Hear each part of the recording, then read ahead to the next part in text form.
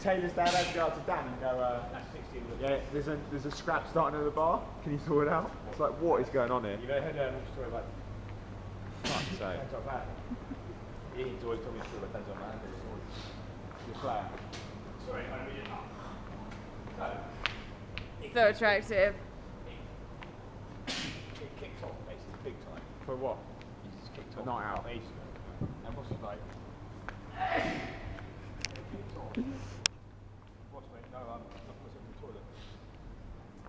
To the toilet. Not with it. Why? Because I'm a karate kid. I'm crying. What, it's like 25 in a row. Well, record. I'm quite right. No, that's quite right. Might never stop. The worst thing is your missus is recording this, so you make good TV. Don't Just. don't tell him.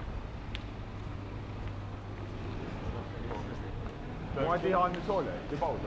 There you go, John.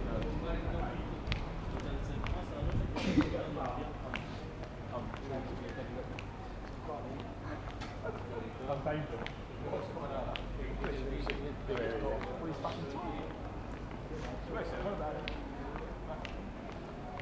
Oh, mate. Bradley! Domestic and then home. Why not?